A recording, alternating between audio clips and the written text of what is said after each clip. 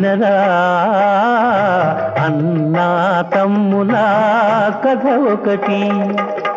కలతలు లేని నలుగురు కలిసి సాగించారు పండంటి కాపురం బాబు.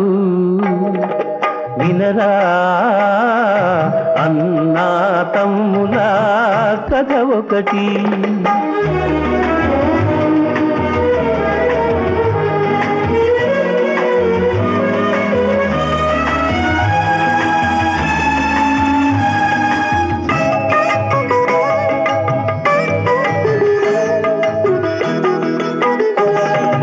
ఒక్క మాటపై ఎప్పుడు నిలిచారు వారు, ఒక్క బాటపై కలిసి నడిచారు వారు.